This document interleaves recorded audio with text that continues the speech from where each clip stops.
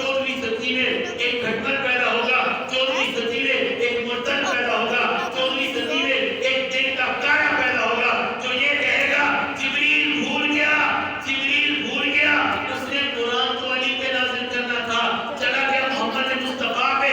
اللہ نے فرمایا نہیں نہیں نہیں، الف لام میم، میں نے اشارہ کر دیا، بھیجنے والا اللہ، بھیجنے والا الف سے مراد اللہ، بھیجنے والا اللہ، لام سے مراد جبریل، لانے والا جبریل، میم سے مراد محمد مصطفیٰ، جس پہ اللہ نے اس قرآن کو نازل کرنا ہے وہ محمد مصطفیٰ ہے۔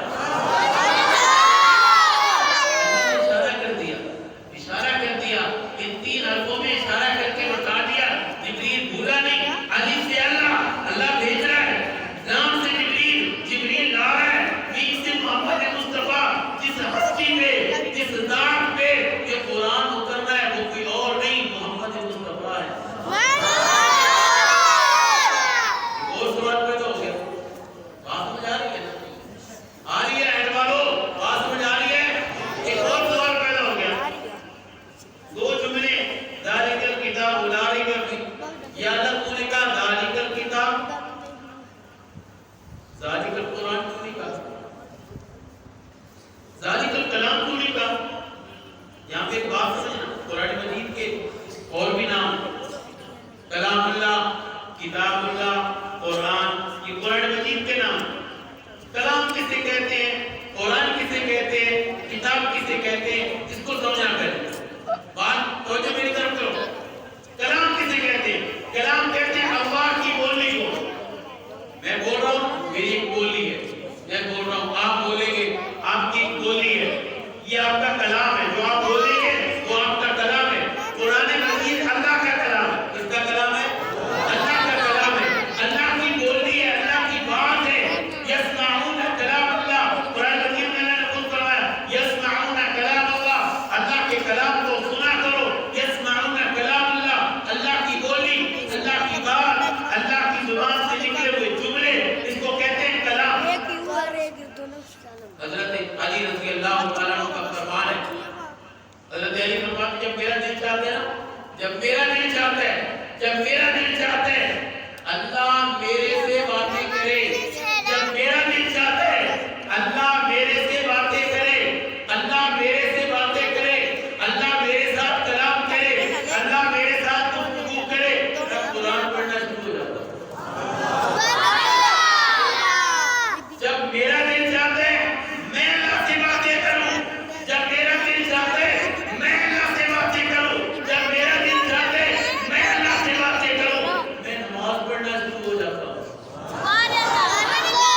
قرآن اللہ کا کلام ہے، اللہ کی بولی ہے، اللہ کی بات ہے، اللہ کی گفتگو ہے۔ قرآن کسے کہتے ہیں؟ قرآن کہتے ہیں پڑھنے کو، قرآن کہتے ہیں، قرآن کہتے ہیں حضور علیہ السلام نے اس قرآن کو پڑھا، پھر قرآن بنا۔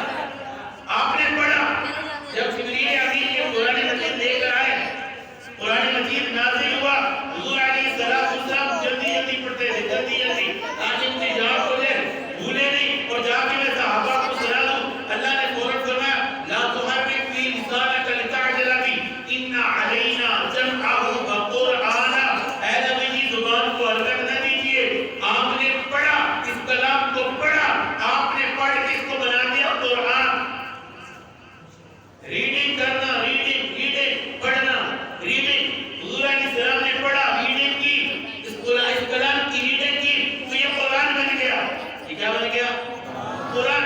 2 باتیں ہوگی، کلام اللہ کی بولی کو کہتے ہیں، قرآن پڑھنے کو کہتے ہیں، ریڈنگ کو کہتے ہیں، پڑھنا جو بار بار پڑھا جائے اس کو قرآن کہتے ہیں۔ حضور علیہ السلام نے پڑھا اللہ کے کلام کو، یہ قرآن بن گیا۔ کتاب کسے کہتے ہیں؟ اگلی بات بھی سمجھنا، توجہ میری طرف کرو، کتاب کسے کہتے ہیں؟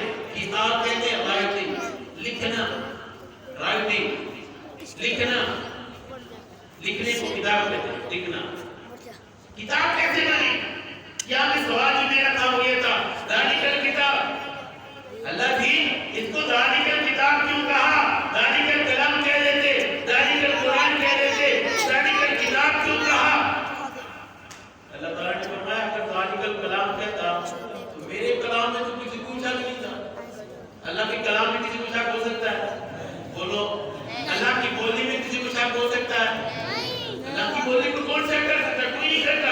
وہ اللہ کی بات ہے, اللہ کی زبان ہے, اللہ کی گفتگو ہے, اس پہ کوئی نہیں سیٹ کر سکتا. اسی طرح نبی کے پڑھنے میں بھی کوئی شک نہیں کر سکتا, کیونکہ نبی معصوم ہوتا ہے, نبی گناہ سے پاک ہوتا ہے, گناہ نبی کے قریب آتا نہیں ہے. نبی کے پڑھنے میں بھی کوئی شک نہیں کر سکتا. اور کتاب اسے کہتے ہیں جس کو لکھا جائے, کیونکہ اللہ نے کلام کو اتارا, نبی نے پڑھا, نبی نے پڑھا, نبی نے پڑھا, صحابہ نے لکھا. صحابہ نے بولو بولو صحابہ نے ہمارے پاس موجود ہے, کتاب شکل بھی ہے کہ صحابہ کے ہاتھوں سے لکھا ہوا ہے, صحابہ نے لکھا. اللہ پاک یہ سمجھانا چاہ رہے ہیں, توجہ کرنا میری طرف, تصدیق اللہ بات والو توجہ کرنا. اللہ نے بات یہ سمجھائی, میرے کلام پہ کسی کو شک نہیں ہو سکتا, نبی کے پڑھنے پہ کسی کو شک نہیں ہو سکتا. 14ویں صدی کا کھٹمل, 14ویں صدی کا مرتد, 14ویں صدی کا مرد, 14ویں صدی کا کالا کہہ سکتا تھا میں تو اس قرآن کو مانتا ہوں جو نبی نے پڑھا, میں تو اس کلام کو مانتا ہوں جو اللہ نے اتارا, اس کو میں نہیں مانتا, اس کو نبی کے یاروں نے لکھا, اس کو میں نہیں مانتا, اس کو معاویہ نے لکھا, اس کو میں نہیں مانتا, نبی کے فرمانبرداروں نے لکھا, اس کو میں نہیں مانتا, اس کو نبی کے شاگردوں نے لکھا, میں نہیں مانتا. اللہ نے کہا تو نہیں مانتا نہ مان, میں نے خود اعلان کر دیا ذالک الکتاب لا ریب فیہ. جن صحابہ کے ہاتھوں نے قرآن کو لکھا اس میں شک نہیں. بات سمجھ آئی ہے؟ کوئی سمجھ آئی تو ہوں کیوں کو سے گزر گئی آ رہی ہے؟ اس میں شک جس کتاب کو معاویہ نے لکھا اس میں شک نہیں. جس کتاب کو صحابہ نے لکھا لکھوایا اس میں شک نہیں. صحیفہ جو بھی ہو قرآن ہو سکتا, صحیفہ جو بھی ہو قرآن نہیں ہو سکتا.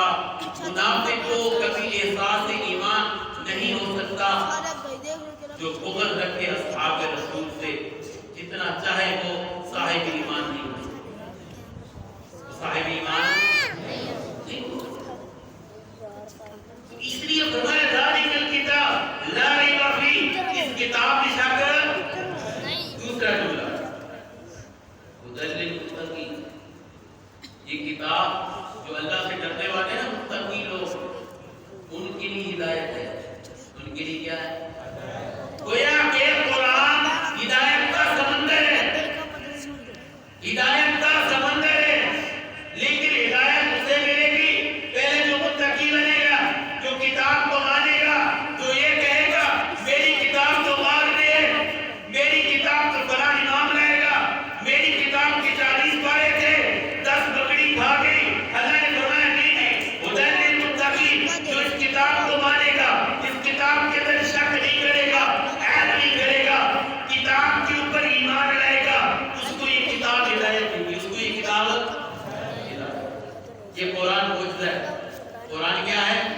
معجزہ ہے. جو قرآن کو پڑھتا ہے, قرآن کے ساتھ یاری لگاتا ہے, قرآن کے ساتھ تعلق بناتا ہے, یہ قرآن بے وفا نہیں ہے. دنیا کی ہر چیز بے وفا ہے, دنیا کی ہر چیز بے وفا ہے.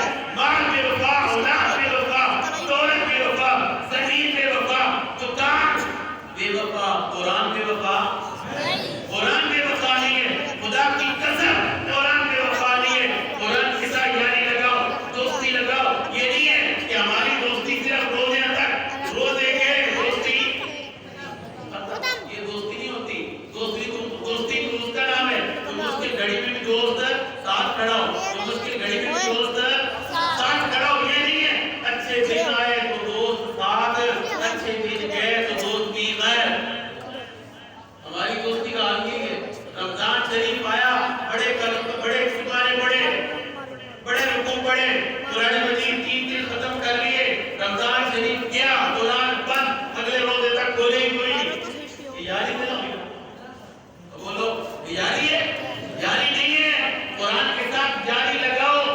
اللہ اکبر. حضور علیہ السلام نے ارشاد فرمایا قیامت والے دن اللہ اعلان کرے گا, اللہ اعلان فرمائے گا قیامت والے دن, او فرشتوں قرآن والوں کو لے کر آؤ, قرآن والوں کو لے کر آؤ. یعنی جو دنیا میں کثرت کے ساتھ قرآن مجید پڑھا کرتے تھے ان کو لے کر آؤ. فرشتے عرض کریں گے یا اللہ کوئی نشانی